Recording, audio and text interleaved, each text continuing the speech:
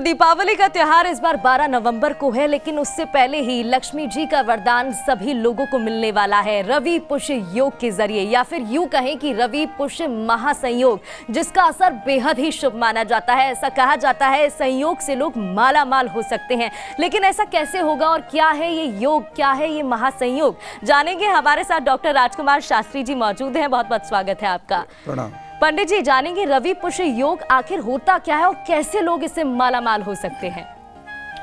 प्रगति जी, आपने ऐसा प्रश्न किया है जिसका संबंध सिद्धांत ज्योतिष के साथ में है। ज्योतिष के 3 भाग हैं, जिसको संहिता, सिद्धांत और होरा कहते हैं।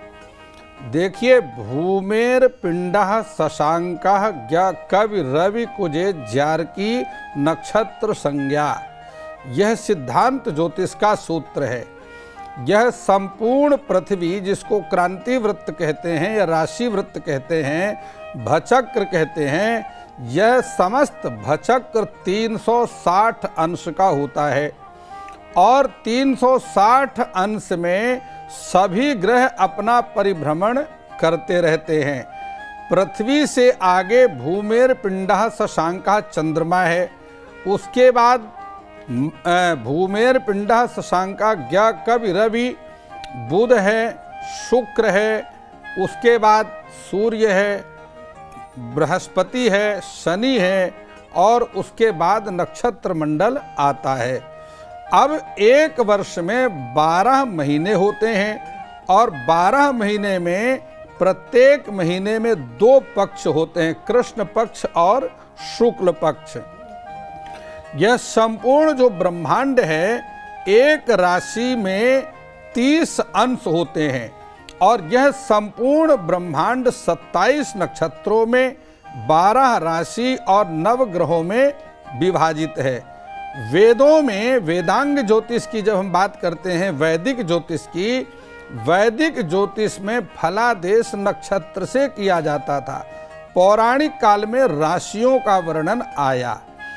उन 27 नक्षत्रों में 8वां जो नक्षत्र है, यह पुष्य नक्षत्र होता है और पुष्य जो नक्षत्र है, इसका स्वामी स्वयं शनिदेव हैं। शनिदेव यद्यपि सूर्य के पुत्र हैं, यह पृथ्वी इत्यादि सभी सूर्य की परिक्रमा करते हैं। शास्त्रों में 2 प्रकार के सिद्धांत प्राप्त होते हैं, एक प्राचीन सिद्धांत है और एक आधुनिक सिद्धांत है, जिसे आर्यभट्ट का सिद्धांत कहते हैं।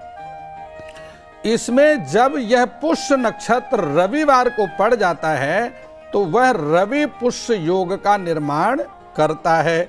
इसी प्रकार जब वह गुरुवार को पड़ जाता है तो गुरु पुष्य योग का निर्माण करता है।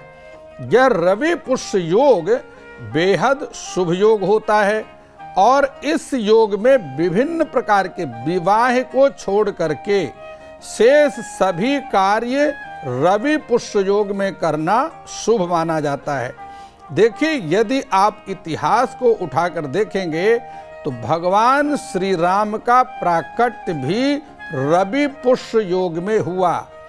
और यह ज्योतिष की जब हम बात करते हैं, पौराणिक बात को यदि हम छोड़ दें, ज्योतिष की बात करते हैं, तो भगवान श्री राम का जो प्राकट्य है वह रवि पुष्य योग में हुआ और रवि पुष्य योग में जन्म होने के कारण ही प्रभु श्री राम को इतना पराक्रमी बना दिया कि वह वनवास में जाकर के भी और रावण जैसे योद्धा का वध कर सके। एक राज परिवार में जन्म लेने के बाद भी मनुष्य से भगवान बना दिया, यह रवि पुष्य योग का प्रभाव ही था। जिस जातक का जन्म रवि पुष्य योग में होता है, उस पर निरंतर भगवती लक्ष्मी की कृपा बनी रहती है, भगवान श्री हरि नारायण की कृपा बनी रहती है, उसका मान सम्मान प्रतिष्ठा की वृद्धि होती है और वह व्यक्ति कभी बीमार नहीं पड़ता है।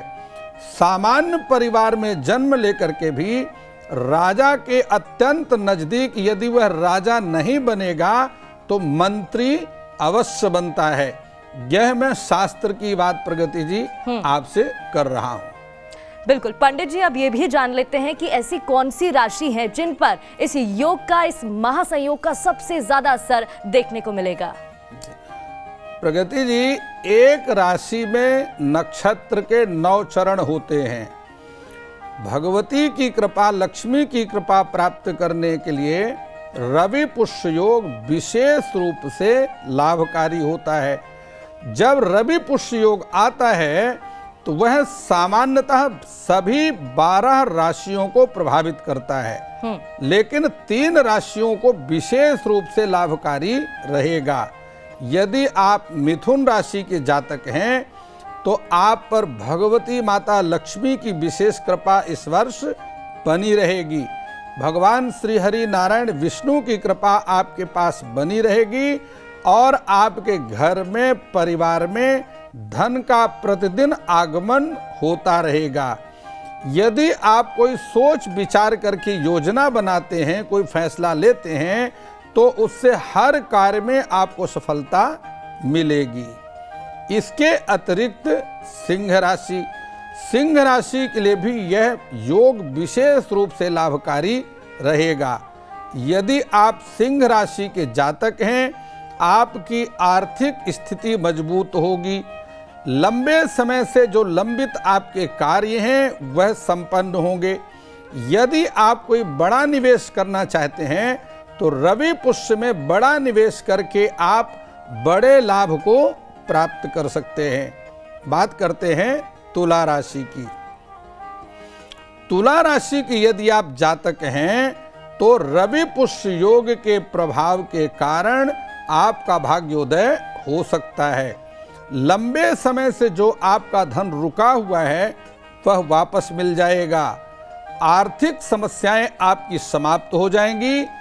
यदि आप किसी बड़े कर्ज से दबे हुए हैं, त्रस्त हैं, तो उससे भी छुटकारा आपको मिलेगा। आय के नित्य नवीन साधन आपको प्राप्त होंगे और तुला राशि की यदि आप जातक हैं तो आपका मान सम्मान भी बढ़ेगा। बिल्कुल, तो ये वो जातक हैं जो इस बार माला माल हो सकते हैं। अगर पंडित जी की बातों को मानकर ये उपाय किया जाएगा तो जरूर आप इसका फायदा भी उठा पाएंगे। बहुत बहुत शुक्रिया शास्त्री जी आपका। मैं प्रगति जी एक बात और बता देता हूँ कि रवि पुष्य योग में सोना खरीदना, चांदी खरीदना या कोई वाहन खरीदना, कोई मकान खरीदना अथवा स्थायी संपत्ति आप यदि खरीदने की योजना बना रहे हैं तो यह वर्ष में 1 या 2 बार आने वाला रवि पुष्य आपके लिए विशेष लाभकारी रहेगा। इसमें आप निवेश कर सकते हैं, चाहे आप किसी भी राशि के जातक हो। बिल्कुल, रवि पुष्य योग जिसके बारे में ज़्यादातर लोग नहीं जान पाते हैं, हमें उम्मीद है आपको अभी पता चल पाया होगा कि ये महासंयोग होता क्या है, इसका लाभ कैसे उठा पाते हैं और कितना शुभ ये होता है, कितने माला माल आप हो सकते हैं अगर आप इसका लाभ सही तरह से उठाएं। इसी के साथ आप सभी को धनतेरस की शुभकामनाएं।